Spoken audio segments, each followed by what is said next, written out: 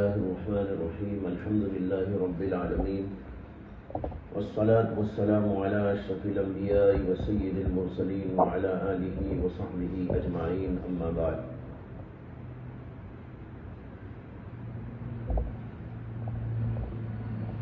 ابواب المیاہ میں دوسرا باب امام ترمذی نے قائم کیا ہے، جس پر کوئی عنوان تو نہیں لگایا بلکہ کہا باب منہ آخر، اسی کا ایک دوسرا باب، اور اس کے اندر حضرت سیدنا عبداللہ بن عمر رضی اللہ عنہ کی حدیث درج کی ہے۔ انہوں نے فرمایا سمعت رسول اللہ صلی اللہ علیہ وسلم وهو يسأل عن الماء يكون في الفلاة من الأرض وما ينوبه من السباع والدواب، فقال رسول الله صلى الله عليه وسلم إذا كان الماء قلتين لم يحمل الخبث۔ حضرت عبداللہ بن عمر کہتے ہیں کہ میں نے اللہ کے رسول علیہ السلام کو سنا جبکہ آپ سے سوال کیا گیا تھا اس پانی کے بارے میں جو کشادہ زمین میں ہوتا ہے، اور اس کے بارے میں کہ وہاں جانور اور درندے آتے جاتے رہتے ہیں۔ نابا ینوبو، اس کے معنی آتے ہیں آتے جاتے رہنا۔ وہاں پر اسی سے نوبت بھی ہے، نوبت کے معنی بھی ہے ایک کے بعد ایک آنا جانا، یعنی ایک آ رہا ہے ایک جا رہا ہے ایک آ رہا ہے ایک جا رہا ہے، اس طرح سلسلہ رہتا ہے جانوروں کے آنے جانے کا۔ اسی اس کا ترجمہ کر دیا وما ینوبہ، اور جو وہاں آتے جاتے رہتے ہیں جانوروں اور درندوں میں سے۔ اور ظاہر ہے کہ درندے آتے جاتے رہتے ہیں تو مطلب یہ ہے کہ وہاں پانی بھی پیتے رہتے ہیں۔ تو یہاں دو باتیں اس کے اندر سوال میں اللہ کے رسول علیہ السلام کے سامنے رکھی گئی۔ ایک تو یہ کہ زمین کے کشادہ حصوں میں پانی ہوتا ہے، یعنی زمین سے ملا ہوا ہوتا ہے، جیسے کہ چشمے ہوتے ہیں، چھوٹے چھوٹے چشمے ہوتے ہیں، تالاب ہوتے ہیں، اور جب وہ زمین سے لگے ہوئے ہوتے ہیں تو اس کا مطلب یہ ہے کہ وہاں پر نجاستوں کے پڑنے کا خطرہ امکان زیادہ سے زیادہ ہے، اس سے کہ اس کے اوپر کوئی مینڈ نہیں ہوتی، جیسے تالاب میں کہاں مینڈ ہوتی ہے، چھوٹے چھوٹے چشموں پہ کہاں مینڈ ہوتی ہے۔ اور پھر وہاں درندے اور جانور آتے جاتے رہتے ہیں تو وہ اس میں سے پیتے بھی رہتے ہیں۔ تو اس کا مطلب یہ ہے کہ ایک تو وہ زمین سے لگے ہوئے چشمے اور چھوٹے چھوٹے تالاب جس کے اندر گندگیوں کے پڑنے کا امکان ہے، اس کے بارے میں آپ کیا فرماتے ہیں؟ اور پھر یہ کہ وہاں پر درندوں کی آمد و رفت اور عام جانوروں کی آمد و رفت بھی ہوتی رہتی ہے، جس سے یہ اندازہ ہے کہ وہ ضرور وہاں پانی پیتے ہوں گے۔ تو ایسے جانور جب اس سے پانی پی لیتے ہیں تو وہ پاک رہتا ہے یا ناپاک رہتا ہے؟ یہ ہے سوال کا حاصل۔ اس سوال میں دو چیزیں آ گئی، یہ بتانا چاہ رہا ہوں۔ ایک تو یہ آ گیا کہ زمین سے لگے ہوئے ان چشموں میں گندگی اور ناپاکی کے پڑنے کا امکان اور خطرہ ہے ہی، اور دوسرے کہ جانوروں کے آمد اور رفت کی وجہ سے ان کے وہاں پانی پینے کا بھی امکان ہے، بلکہ یقین ہے۔ تو یہ پانی کیا حکم رکھتا ہے؟ اس کو ہم استعمال کر سکتے ہیں یا نہیں کر سکتے؟ یہ سوال تھا جو اللہ کے نبی علیہ السلام کی خدمت میں رکھا گیا۔ راوی کہتے ہیں فقال رسول اللہ صلی اللہ علیہ وسلم اذا كان الماء قلتين لم يحمل الخبث۔ آپ نے فرمایا کہ جب پانی دو قلوں کے برابر ہو تو وہ خباثت یعنی نجاست کو نہیں اٹھاتا۔ بعض روایات کے اندر لم ينجسه شيء کے لفظ بھی آئے، یعنی اسی حدیث میں اذا كان الماء قلتين لم ينجسه شيء، اگر پانی دو قلوں کے برابر ہے تو اسے کوئی چیز ناپاک نہیں کرتی۔ یہ دوسرا لفظ اس لفظ کی تفسیر کر رہا ہے۔ یہاں پر آیا لم یحمل الخبث، اور دوسری روایت میں آیا لم ینجسہ شیء۔ معلوم ہوا کہ لم یحمل الخبث کا وہی مطلب ہے جو لم ینجسہ شیء کا مطلب ہے۔ لہذا پانی 2 کلوں کے برابر ہے تو اسے کوئی چیز ناپاک نہیں کرتی۔ جمہور علماء نے اس حدیث کا یہی مطلب لیا ہے، چاہے وہ اس حدیث کے ماننے والے لوگ ہوں، یعنی اس پر عمل پیرا لوگ ہوں، یا وہ لوگ ہوں جو اس کے مطابق عمل نہیں کرتے، جیسے کہ احناف یا جیسے کہ مالکیہ، جو اس حدیث پر عمل کے قائل نہیں، لیکن اس حدیث کا معنی ان کے نزدیک بھی یہی ہے، لم ینجسہ شیء، کہ اگر 2 کلوں کے برابر پانی ہے تو اس کو کوئی چیز ناپاک نہیں کرتی۔ دیکھو بھائی، ایک ہے حدیث کے اوپر عمل کرنا، اس کو اپنا مسلک بنانا، یہ الگ بات ہے، اور ایک یہ ہے کہ اس حدیث کا معنی کیا ہے، اس کے الفاظ سے اس کی جو ہے اس کا کیا مطلب سامنے آ رہا ہے، یہ الگ چیز ہے۔ تو اس لیے جو لوگ اس کو نہیں مانتے، یعنی نہ ماننے کا مطلب اس کو اپنا مسلک نہیں قرار دیتے، وہ بھی اس کا یہی معنی بیان کرتے ہیں۔ یہ میں کیوں کہہ رہا ہوں وہ آگے چل کے بتاؤں گا، یعنی اس بات پر مجھے تنبیہ کرنے کی اور اس کے اوپر ذرا زور دینے کی ضرورت کیوں ہے، یہ ابھی عرض کروں گا تو آپ کو سمجھ میں آ جائے گی بات۔ تو میں نے عرض کیا کہ اس حدیث میں تو ہے لم یحمل الخبث، اور ابن ماجہ اور بعض اور جو ہے محدثین کی روایت کے اندر اسی میں ہے لم ینجسہ شیء، اور ایک لفظ دوسری کا معنی بیان کرتا ہے، اس کی تفسیر بیان کرتا ہے۔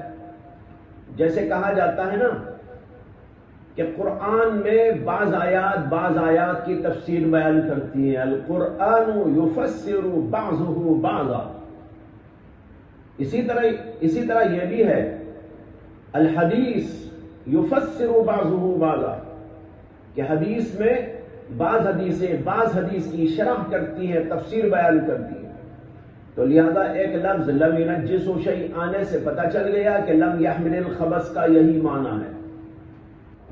اس سے کہ آپ ترجمہ آپ کریں گے، اذا کان الماء قلتین، اگر پانی 2 کلوں 2 مٹکوں کے برابر ہو جائے تو وہ خباثت نجاست کے پڑنے کو برداشت نہیں کرتا، ناپاک ہو جاتا ہے، یعنی 2 کلے ہو تو۔ اچھا، اب سوال یہ ہے کہ کم ہو تو کیا حکم ہے؟ بدرجہ اولا ہے نا، بدرجہ اولا وہ ناپاک ہو جائے گا۔ 2 کلوں کے برابر ہو جائے تو بھی، اچھا اس سے زیادہ ہو تو تب بھی۔ تو خلاصہ کیا نکلا حدیث پاک کا؟ اگر یہ مطلب لیتے ہیں کہ 2 کلوں تک پانی پہنچ جائے تو وہ برداشت نہیں کر سکتا، اس کا مطلب ہے 2 کلوں سے کم ہو تو برداشت کر لیتا ہے، حالانکہ یہ مطلب لینا تو بالکل غلط ہے۔ جب 2 کلوں تک پانی پہنچنے کے باوجود بھی وہ ناپاکی کو برداشت کرنے کی طاقت نہیں رکھتا، یعنی زیادہ پانی ہونے کے باوجود بھی ناپاکی کو برداشت کرنے کی طاقت نہیں رکھتا، تو پھر اس سے کم ہے تو بدرجہ اولا ناپاک ہو جائے گا نا۔ جب بدرجہ اولا ناپاک ہو جائے گا تو حدیث کے ان الفاظ کا کوئی مفہوم ہی نہیں رہے گا۔ بات سمجھ میں آ رہی نہیں آ رہی ہے؟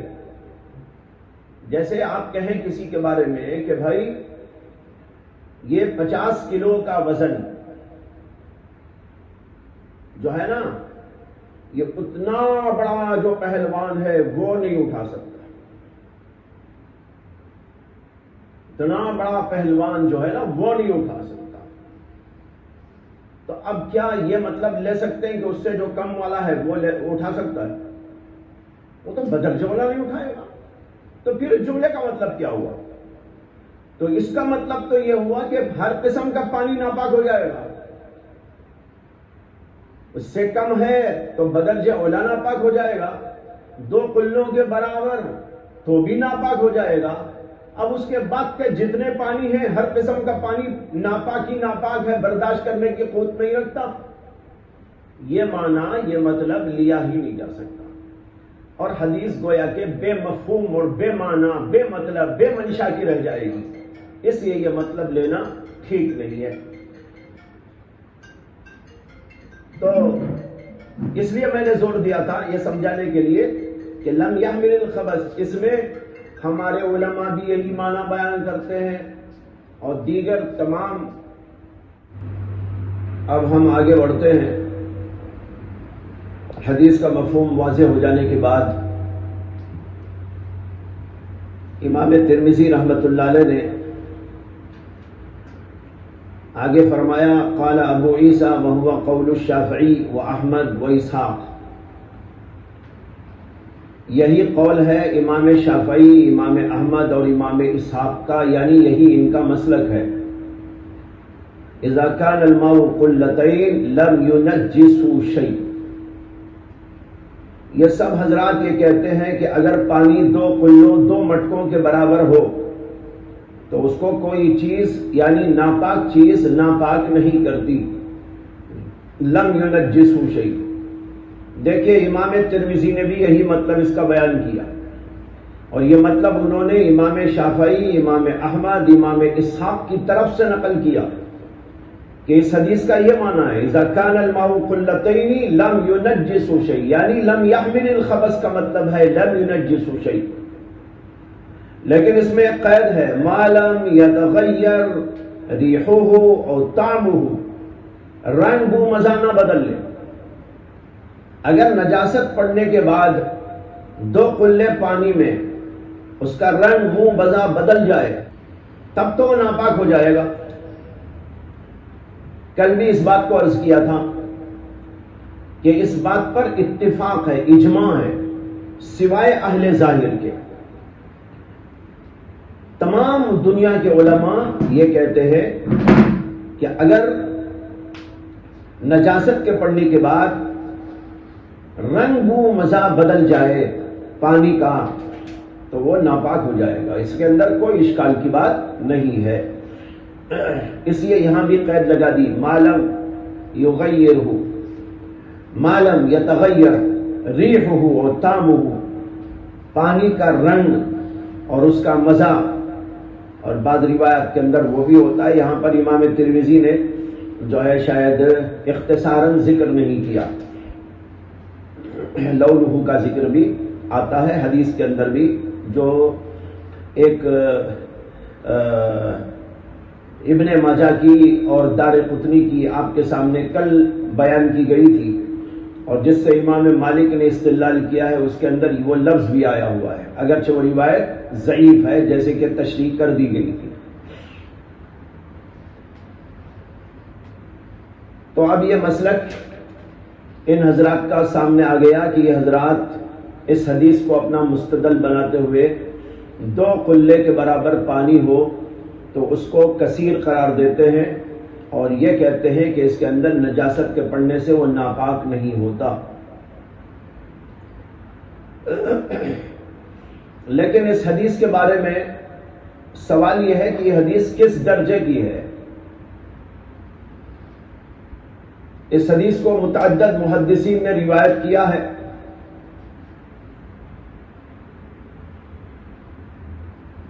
لیکن اس کے درجے کے بارے میں اختلاف ہے۔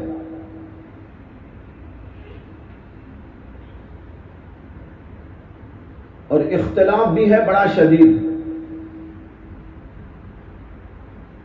اور دونوں طرف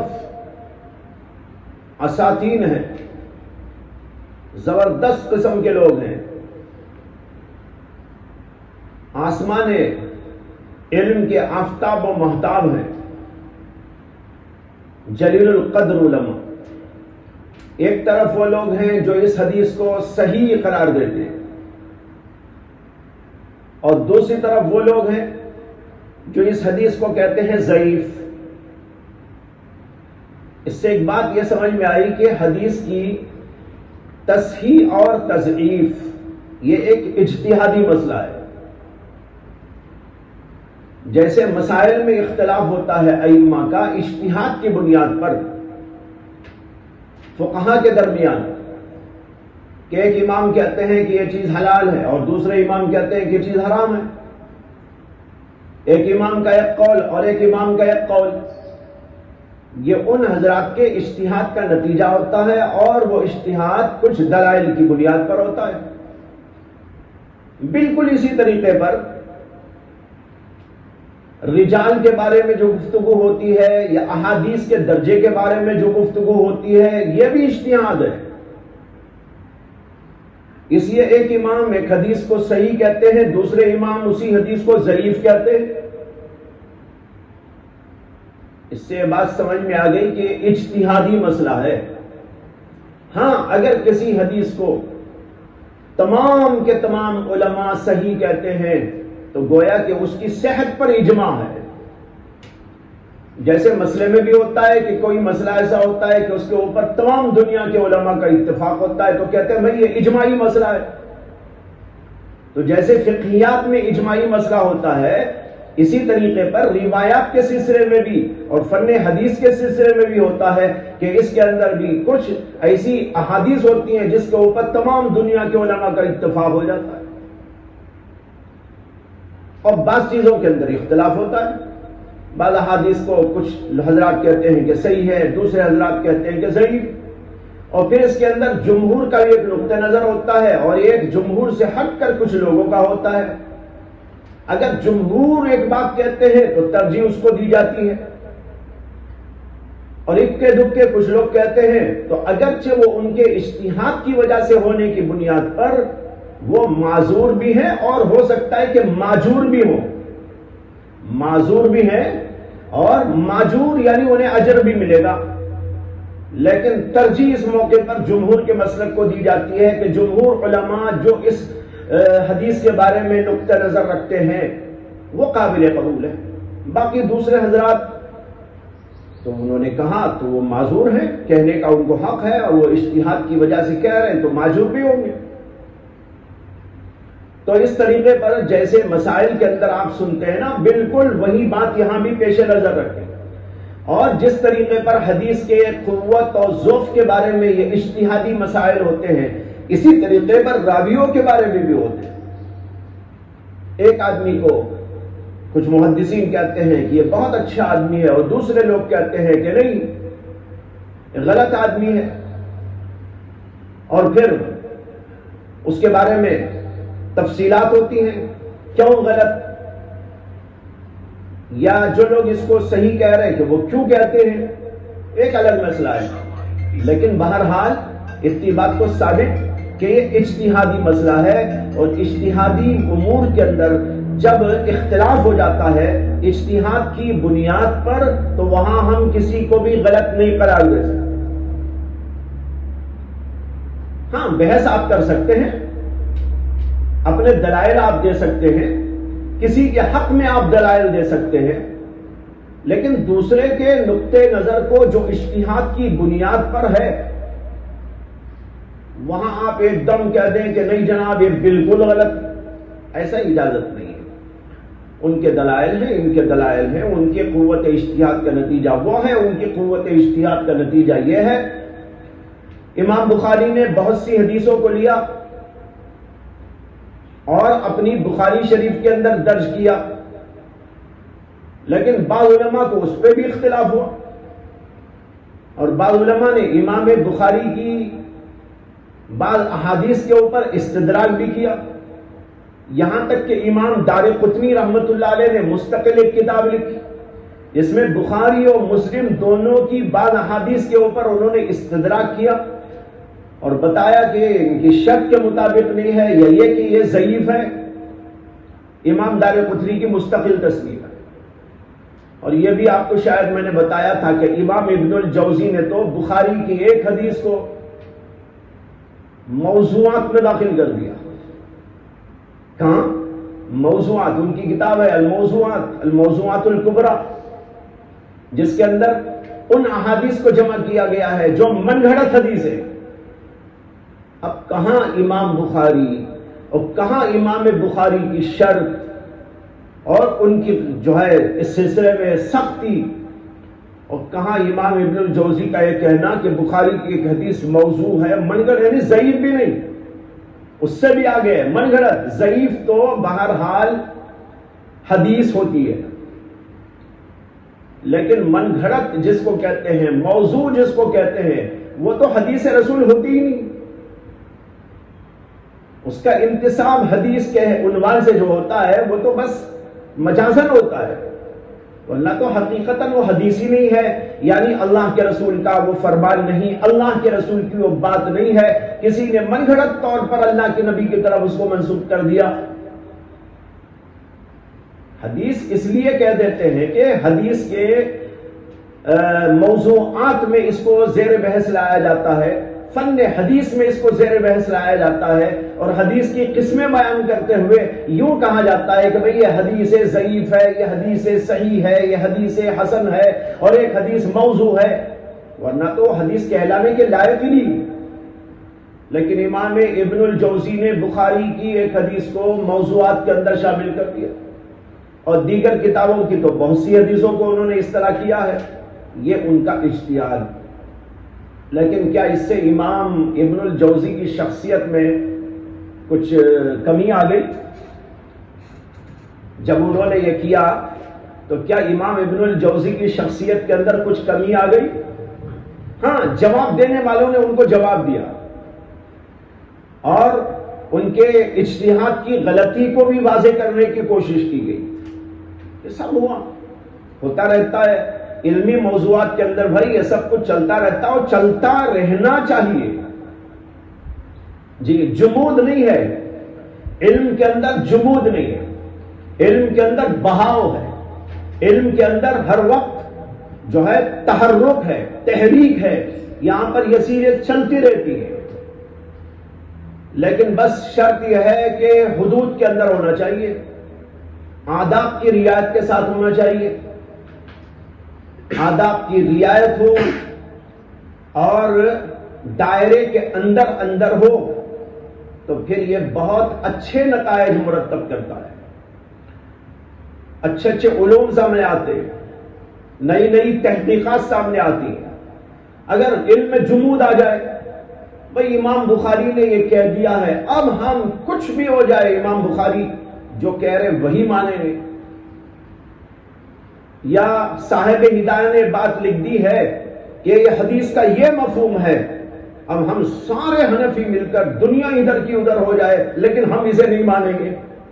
ایسا نہیں ہے، اور مانا بھی نہیں گیا. الحمدللہ یہی تو ہے دین شریعت کا امتیاز، یہی تو ہے علم کا امتیاز کہ انہوں نے علم کی دنیا کے اندر ہمیشہ پھل پھول آتے رہنے کا بندوبست کیا ہے.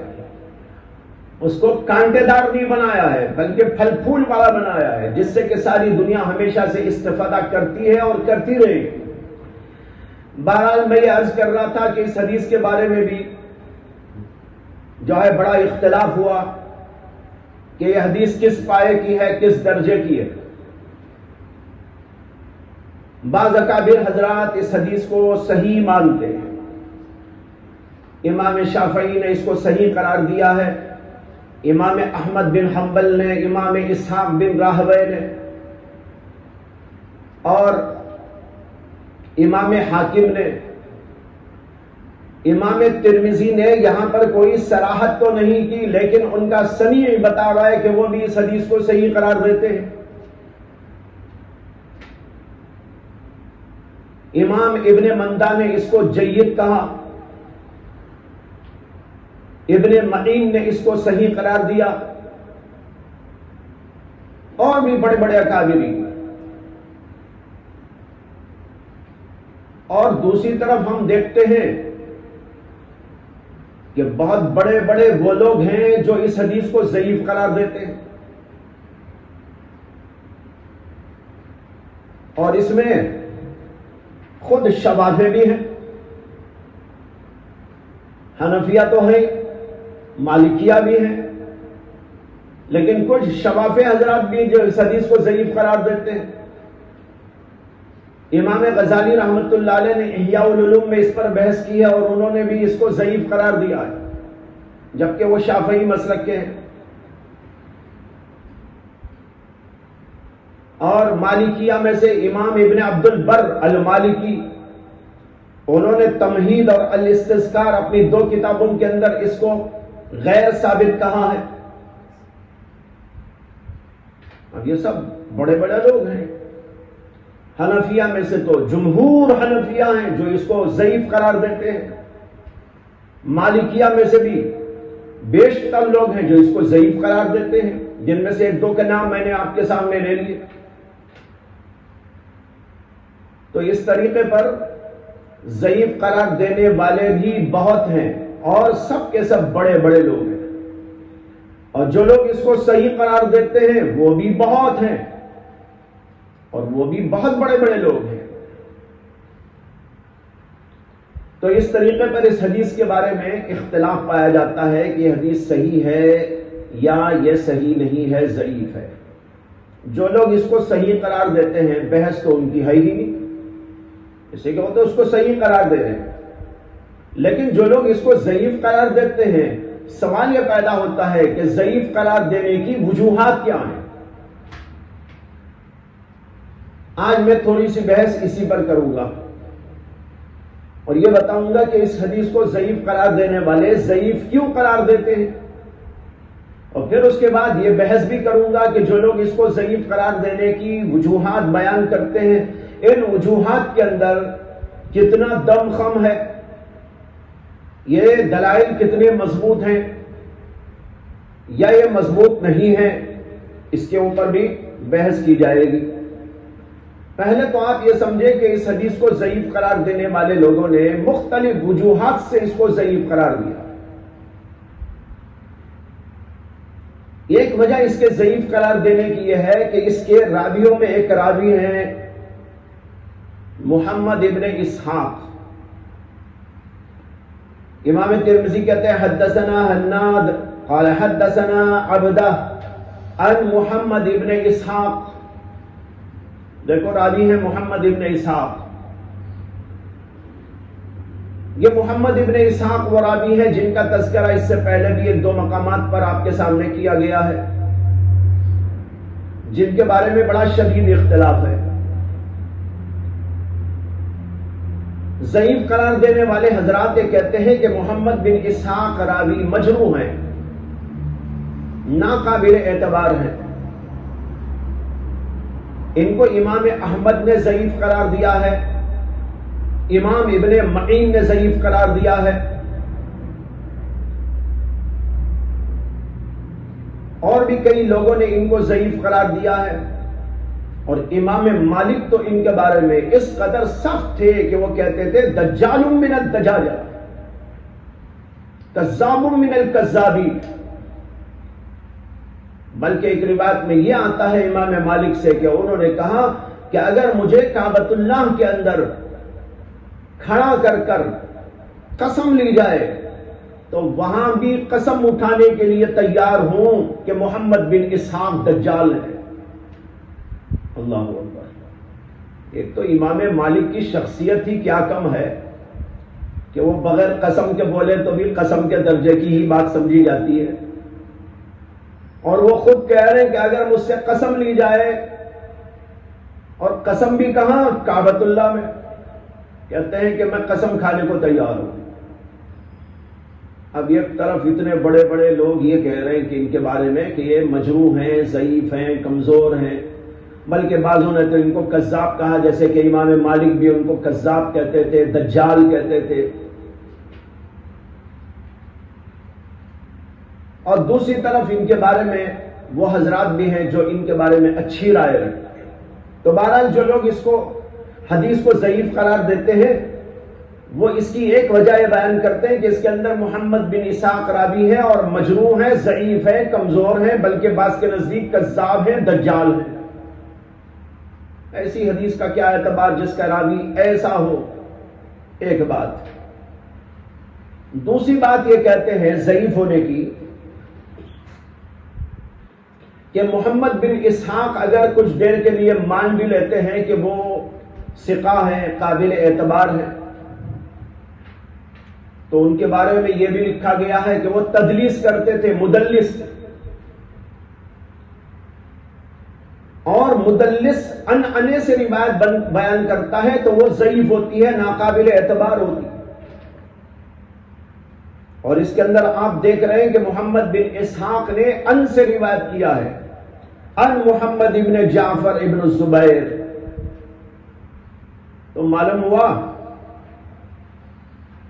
کہ ان سے روایت کرنے کی وجہ سے اگر محمد بن اسحاق کسی درجے کے اندر ثقہ بھی ہوتے تب بھی یہ روایت ناقابل اعتبار تھی، اس لیے کہ انہوں نے تدلیس کیا ہے اور ان کے مدلس ہونے پر دلائل موجود ہیں، کتابوں کے اندر وضاحتیں موجود ہیں۔ یہ دوسری وجہ ہے۔ اور تیسری وجہ یہ بیان کی جاتی ہے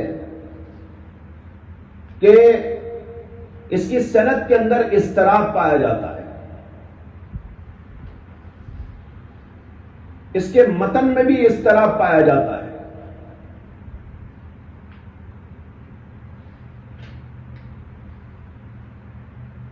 اس لیے کہ یہ متعدد طرق سے روایت کی گئی ہے الگ الگ انداز پر۔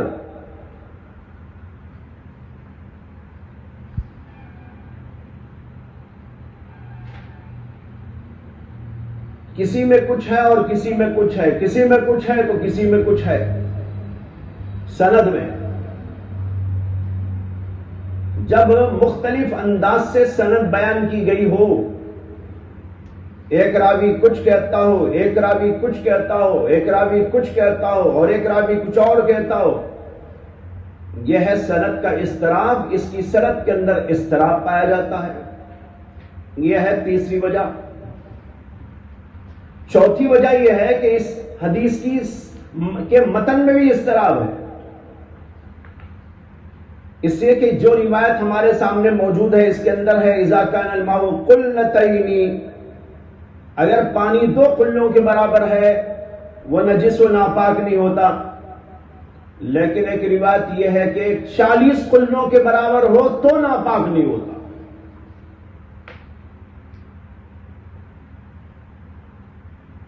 اور ایک روایت کے اندر یہ ہے کہ 1 قلے کے برابر ہو تو ناپاک نہیں ہوتا۔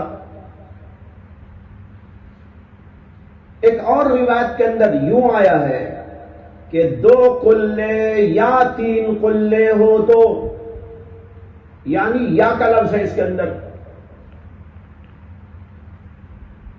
اذا کان الماء قلتین او 3 شک کے ساتھ آیا۔ تو دیکھیے اس کے متن میں بھی کتنا اضطراب ہے، 2 قلے کی بات بھی ہے، 3 قلے کی بات بھی ہے، 1 قلے کی بات بھی ہے، 40 قلے کی بات بھی ہے۔ تو اس میں سے کون سا لیں کون سا چھوڑیں؟ یہ بھی ایک وجہ ہے اس کے ناقابل قبول ہونے اور ضعیف ہونے کی، کہ اس کے متن کے اندر بھی اختلاف اور اضطراب پایا جاتا ہے۔ اور چوتھی بات یہ ہے اس کے ضعیف ہونے کی،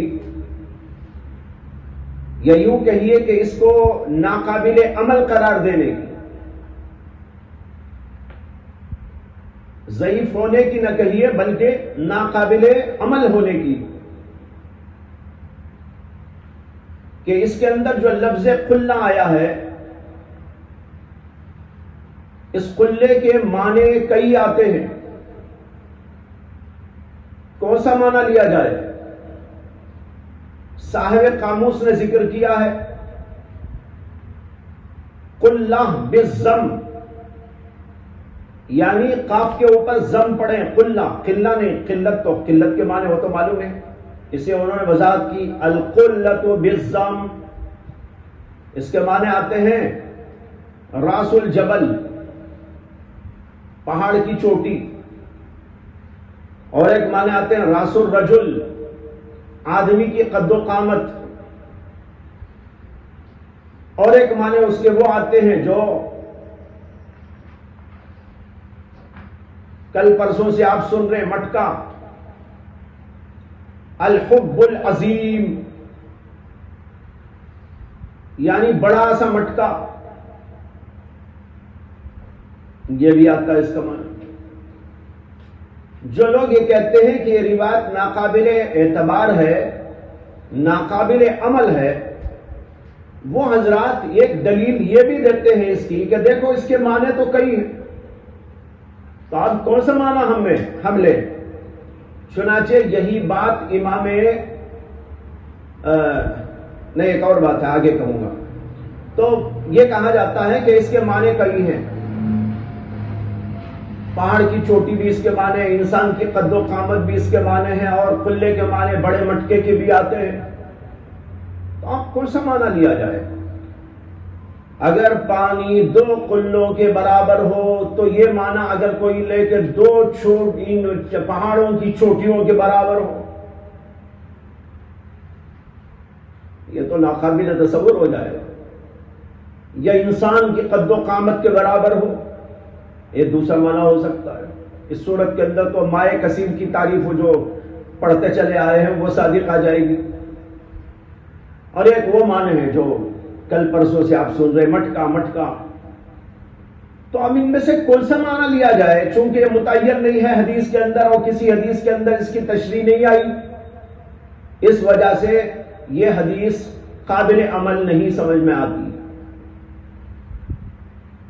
ایک وجہ یہ بیان کی جاتی ہے اس کے ناقابل عمل ہونے کی، اور اس کو امام طحاوی نے بیان کیا.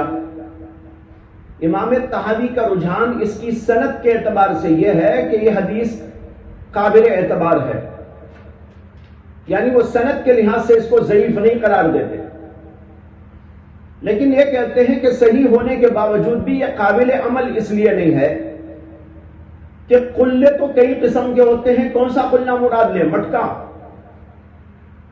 مٹکا تو چھوٹا بھی ہوتا ہے، بڑا بھی ہوتا ہے، بہت بڑا بھی ہوتا ہے، اس سے بڑا بھی ہوتا ہے.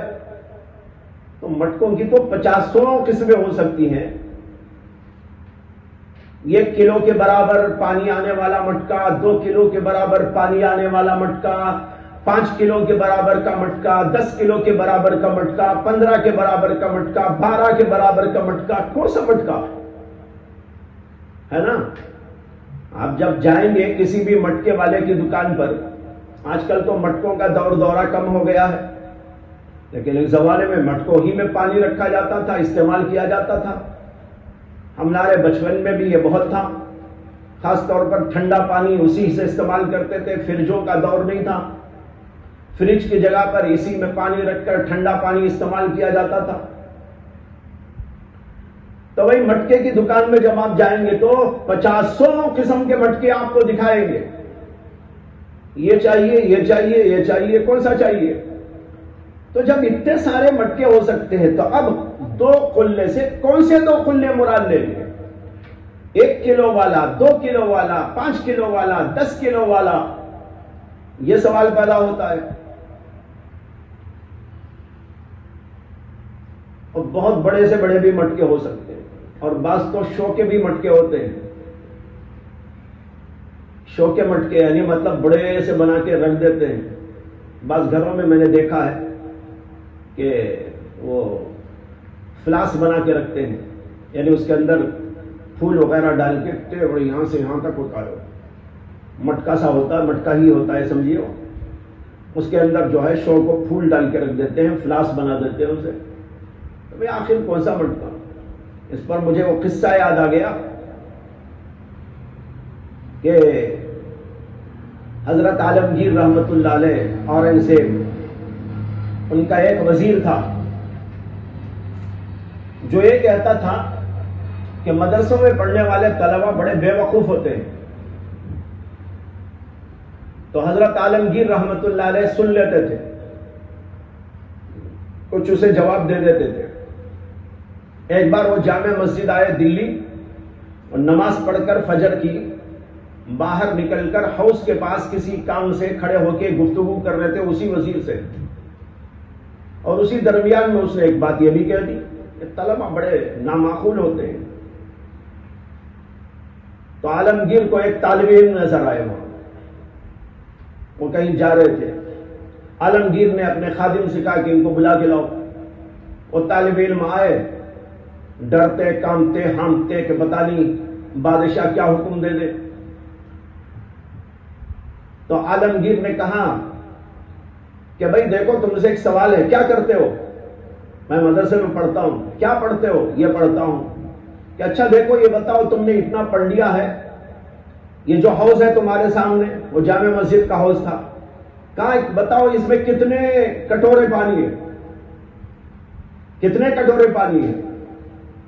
وہ طالب علم کہنے لگا کہ حضرت حضور آپ کا سوال ابھی ناقص ہے، سوال پورا کر دیجئے جواب دے دوں گا۔ عالمگیر بھی سٹ پٹا کے رہ گئے، میرا سوال کیا ناقص ہے؟ سوال تو یہی ہے کہ یہ بتاؤ کہ یہ جو حوض تمہارے سامنے ہے اس میں کتنے کٹورے پانی ہے؟ اس نے کہا نہیں حضرت، نہیں حضور، سوال ناقص ہے، اس لیے جواب سے معذور ہوں۔ نے کہا کیا سوال؟ سوال تو صاف ہے۔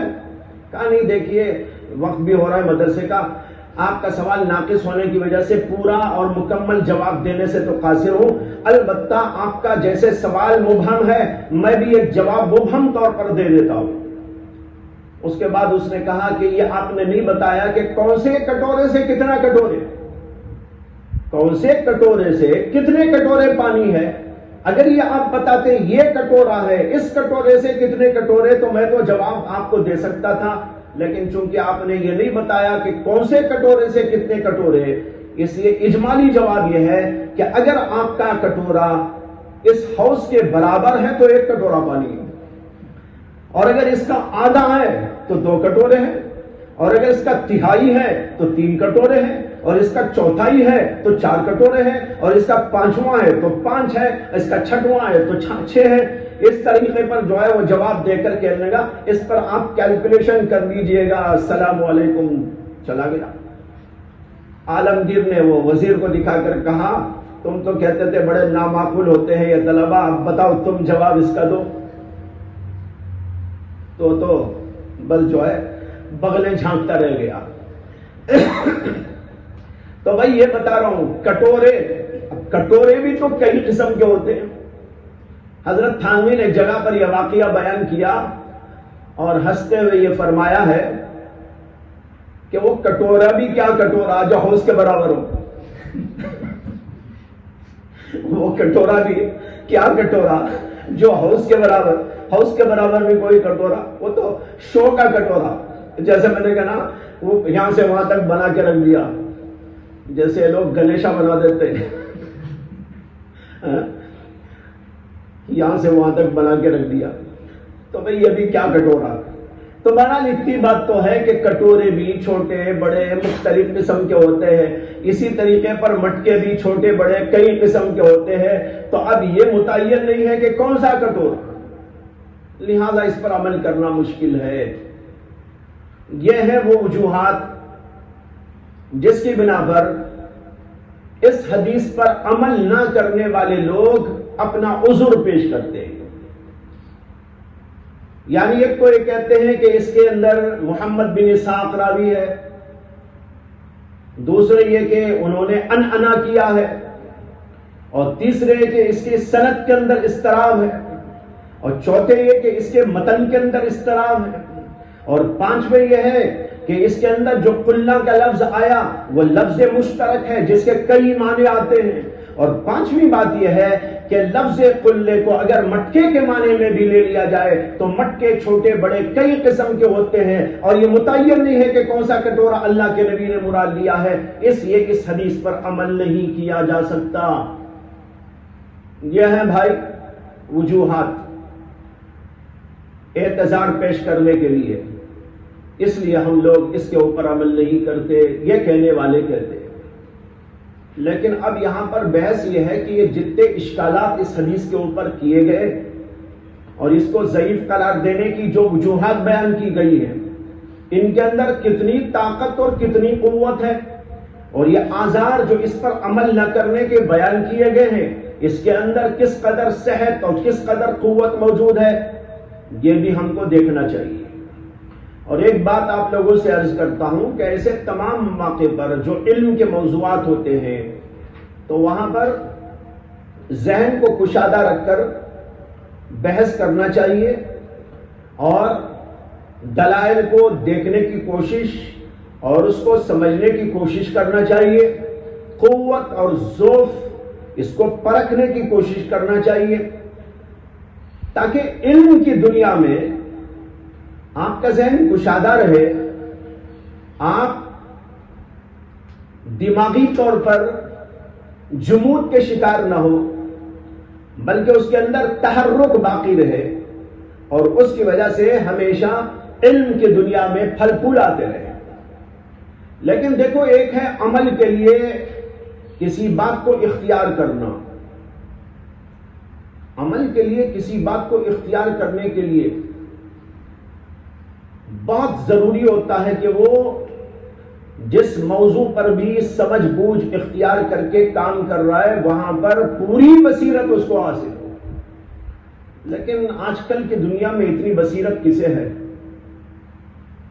ہے؟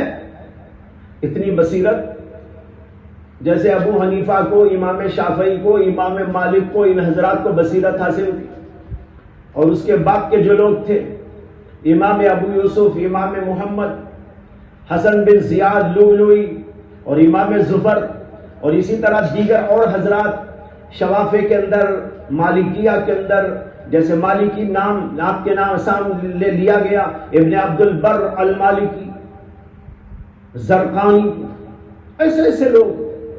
ظاہر بات ہے اس مقام کے لوگ اب کہاں ہیں؟ اس لیے ہم یہ نہ سمجھیں کہ یہ بحث کر کے ہم ابو حنیفہ کے مقام پر آ جائیں گے یا امام شافعی کے مقام پر آ جائیں گے، اور ہم بحث کر کے حقیقت تک پہنچیں گے۔ اب فیصلہ کریں گے کہ امام شافعی نے صحیح کہا ہے یا امام مالک نے صحیح کہا ہے یا ابو حنیفہ کی رائے صحیح ہے، یہ فیصلہ آج ہم کرنے بیٹھیں گے۔ آج ایسے بعض خام خیال لوگ دنیا میں موجود ہیں اور ٹھوکریں کھاتے ہیں، سمجھ میں آیا؟ دیکھو، جیسے فن حدیث کے سلسلے میں آج بخاری جیسے لوگ نہیں ہیں، ترمذی جیسی شخصیتیں نہیں ہیں، امام مالک جیسی شخصیتیں نہیں ہیں، امام شافعی جیسی شخصیتیں نہیں ہیں، صحاح ستہ کے مصنفین آج کہاں موجود ہیں؟ بلکہ اس کے بعد کے لوگ بھی آج کہاں موجود ہیں؟ اگر آپ فن حدیث کے بارے میں سمجھتے ہیں کہ فن حدیث کے ماہرین جیسے یہ علماء تھے اس پائے کے آج موجود نہیں ہے، تو پھر یہ ماننے میں کیوں اشکال ہوتا ہے لوگوں کو کہ حدیث کی سمجھ اور قرآن کی سمجھ اور اس کی فہم اور اس کی بصیرت اور اس کے تفقہ کے لیے اللہ نے کسی زمانے میں جو امام مالک کو پیدا کیا، امام شافعی کو پیدا کیا، امام احمد کو پیدا کیا، امام ابن المبارک کو پیدا کیا، امام اعظم ابو حنیفہ کو پیدا کیا، امام اوزاعی کو پیدا کیا، سفیان ثوری کو پیدا کیا، اسحاق بن راہوے کو پیدا کیا، آج ویسے لوگ موجود نہیں ہیں، یہ کہنے میں کیوں باک ہوتا ہے؟ حدیث کے بارے میں تو مان رہے کیا؟ آج دنیا میں آپ دیکھ رہے ہیں کہ جو ہے جیسے محدثین اس زمانے میں تھے، لاکھوں حدیثیں ان کو یاد تھی، اب بتاؤ کہاں ہے؟ پوری دنیا میں آپ ایک شخصیت نہیں پیش کر سکتے، کہیں کہیں کوئی ایک دو کتابیں یاد کر لیا ہو الگ بات ہے۔ یہ تو قرآن کا معجزہ ہے کہ قرآن حفظ ہوتا ہے، شروع سے آج تک برابر یہ سلسلہ چل رہا ہے، قیامت تک انشاءاللہ چلتا رہے گا۔ لیکن حدیث کے بارے میں تو ایسا نہیں۔ امام بخاری کو لاکھوں حدیثیں یاد تھی، امام ترمذی کو لاکھوں حدیثیں یاد تھی، ابو داؤد کو لاکھوں حدیثیں یاد تھی، اور اسی طریقے پر بے شمار محدثین پیدا ہوئے، ان سب کو یاد تھی، اور ایک سلسلہ یہاں سے وہاں تک چلا ہوا موجود تھا۔ لیکن آج دنیا کے اندر یہ بات بالکل مفقود ہے، ناپید ہے۔ اب سب دنیا والے مان رہے ہیں کہ ہاں بھائی وہ بات اب نہیں ہے۔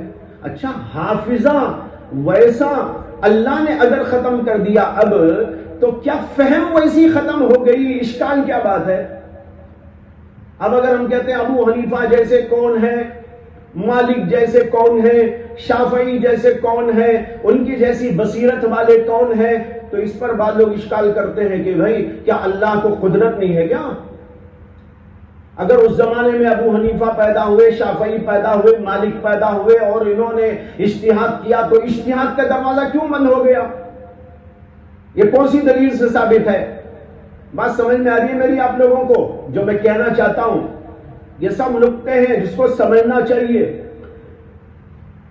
کہ بعض لوگ یہ کہتے ہیں کہ اجتہاد کا دروازہ ختم ہو گیا. کیوں ختم ہو گیا؟ کس نے ختم کر دیا؟ کون سی حدیث میں آیا کہ اجتہاد کا دروازہ بند ہو جاتا ہے؟ یہ کہنے والے موجود ہیں، جبکہ ائمہ نے لکھا ہے، بڑے بڑے لوگوں نے لکھا ہے کہ ایک زمانے کے بعد اجتہاد کا دورہ ختم ہو گیا. اب ویسے لوگ نہیں ہیں تو اس پر آج بعض لوگوں کو اشکال ہوتا ہے. لیکن یہ بات مشاہد ہے نا کہ حافظہ بخاری کے جیسا دنیا میں نہیں رہا، ترمذی کے جیسا نہیں رہا، مالک کے جیسا نہیں رہا، شافعی کے جیسا نہیں رہا، امام جو ہے شابی کے جیسا نہیں رہا. امام شابی کا حافظہ معلوم ہے آپ کو کیسا تھا؟ ان سے کسی نے پوچھا تھا کہ آپ اپنے حافظے کے بارے میں بتائیے کہ کیا کیا آپ کو یاد ہے. تو انہوں نے کہا کہ بھائی مجھے سب سے کم جو یاد ہے وہ اشعار عرب ہے. اشعار عرب مجھے بہت کم یاد ہو سکے، زیادہ یاد نہیں. انہوں نے کہا اچھا کتنے یاد ہیں؟ تو کہا بس تھوڑے سے یاد ہیں. وہ اتنے ہیں کہ اگر آج سے بیان کروں 24 گھنٹے بیان کروں تو ایک ہی مہینے میں ختم ہو جائے. سمجھ میں آیا؟ کہنے لگے بہت تھوڑے سے یاد ہیں. انہوں نے کہا کتنے یاد ہیں؟ تو کہا اتنے بس تھوڑے سے یاد ہیں کہ اگر اب سے بیان کروں اور لگاتار صبح شام 24 گھنٹے بیان کرتا جاؤں اور ایک مہینہ بیان کروں تو بس ایک مہینے میں ختم ہو جائیں گے. تھوڑے سے ہیں. اب بتاؤ بھئی یہ تھوڑے کا حال ہے تو جس کو خود وہ کہہ رہے ہیں کہ مجھے الحمدللہ تفسیر یاد ہے اور احادیث یاد ہیں اور اسلامی تاریخ یاد ہے اور مختلف علوم اور فنون مجھ کو یاد ہے، جو تھوڑے کا یہ حال بیان کر رہے تو وہ خود جس کو زیادہ سمجھ رہے اس کا حال کیا ہوگا؟ اب بتاؤ بھئی کون ایسا ہے؟ اگر حافظہ اللہ ختم کر دیا، اللہ نے ختم کر دیا ہے، موجود اب نہیں ہے، یہ ساری دنیا کے سامنے مشاہد ہے، تو اگر اسی طرح تفکر کا وہ دورہ ختم ہو گیا، اجتہاد کا وہ انداز اب باقی نہیں رہا، تو اس کے اندر اشکال کیوں ہوتا ہے؟ اس میں اشکال کی کوئی بات ہی نہیں ہے، مشاہد ہے. بلکہ بہت سے لوگ جو ہے کسی زمانے میں اجتہاد کا دعویٰ کیے تھے، لیکن اجتہاد کا دعویٰ کرنے کے بعد ان کو اپنے دعوے اجتہاد سے رجوع کرنا لازم پڑ گیا. امام سیوطی نے بھی دعویٰ کیا تھا مجتہد ہونے کا، یعنی جیسے ابو حنیفہ، امام شافعی، امام مالک مجتہد ہے، میں بھی مجتہد ہوں، دعویٰ کیا انہوں نے. تو علماء نے اس زمانے کے ان سے امتحان لینا شروع کر دیا. ان کے پاس سوالات کی بھرمار. لوگوں نے کہا اس سوال کا جواب آپ دیجئے، لیکن شافعی کا نام نہیں لینا، ابو حنیفہ کا نام نہیں لینا، کسی مجتہد کا نام لیے بغیر قرآن و حدیث سے ڈائریکٹ آپ اجتہاد کر کے اس کا جواب دیجئے. عاجز آ گئے، امام سیوطی عاجز آ گئے اور انہوں نے اپنے دعوے اجتہاد سے رجوع کیا اور کہا کہ مجھ سے غلطی ہوئی. تو میں بتا یہ رہا ہوں کہ جب وہ زمانہ اس میں یہ واقعہ ہوا ہے، آج کے زمانے کا کیا حال ہو. تو اب میں اپنی بات پر آتا ہوں. جو میں کہہ رہا تھا آپ لوگوں کو، دلائل پر غور کرنا ہے، سمجھنا ہے. یا آپ ابو حنیفہ بننے کی کوشش نہ کریں. امام شافعی بھی اور امام احمد بن حنبل بھی، امام مالک جیسے جو ہے اپنے آپ کو خیال کر کے نہ پڑھیں. بولنے کا مقصد صرف یہ ہے کہ سمجھنے کی کوشش کریں، اندھے بن کے نہیں، دل کو کھول کر، دماغ کو کھول کر سمجھنا ہے. باقی آپ یہ فیصلہ کریں گے کہ کون کیسا، یہ آج آپ نہیں کر سکتے. یہ دعویٰ ہے میرا، آج ہم لوگ ایسا کام نہیں کر سکتے. اگر کرنے جائیں گے تو بہت بڑی بڑی ٹھوکریں کھائیں گے. اس لیے ہم کو بس سمجھنا ہی نہیں اماں کا اجتہاد کیا تھا، ان لوگوں نے کہاں کیا تھا، ان کے دلائل کیسے تھے، کیا تھے، کس پائے کے تھے، کس درجے کے تھے، یہ ہم سمجھنے کی کوشش کریں. یہ ہے مطلب بولنے کا. یہ مطلب نہیں ہے کہ آپ اس زمانے میں ابو حنیفہ بھی امام شافعی بن کر بیٹھ جائیں اور بننے کی کوشش کریں گے تو بڑی ٹھوکریں کھائیں گے، جیسے کہ بعض لوگ اب بھی کھاتے رہتے ہیں، لیکن پھر بھی ان بیچاروں کو عقل نہیں آتی، ٹھوکریں کھاتے رہتے ہیں، گڑھے میں گرتے رہتے ہیں اور پھر اٹھ کے کھڑے ہو کے پھر وہی دعویٰ کرتے ہیں اور ایک بڑے گڑھے میں جا کے گر جاتے ہیں. یہ کوشش نہیں کرنا چاہیے. لیکن ہم اندھے بھی نہیں بنیں گے، غور کریں گے، سمجھیں گے کہ بھئی انہوں نے کیا کہا ہے، انہوں نے کیا کہا ہے، یہ کیا دلیل انہوں نے دی ہے. کم از کم اتنا سمجھنا چاہیے. اگر نہ سمجھ کر یوں ہی پڑھ لینا ہے تو پھر فن حدیث پڑھنے کا کچھ حاصل نہیں. سمجھ میں آیا نا؟ فن حدیث پڑھنے کا کچھ حاصل نہیں. اور یہ بات سمجھنے اور پڑھنے سے آپ کے اندر اتنی بصیرت پیدا ہوگی کہ آپ جو ہے فن حدیث کیا ہے اس کو سمجھیں گے، دلائل کا انداز کیا ہوتا ہے اس کو سمجھیں گے، تفقہ کس چیز کا نام ہے اس کی ذرا سمجھ آئے گی. اور جب یہ آپ سمجھیں گے تو یہ بھی سمجھ میں آئے گا ہم کتنے ناکارہ ہیں. یہ تو ایسے ہی ہے جیسے کہ میں نے واقعہ سنا تھا کسی بڑے عالم ہی سے کہ حضرت تھانوی رحمت اللہ علیہ اور حضرت مولانا انور شاہ کشمیری رحمت اللہ علیہ، ان دونوں حضرات کا ایک ہی اسٹیج پر ایک جگہ بیان طے ہوا تھا.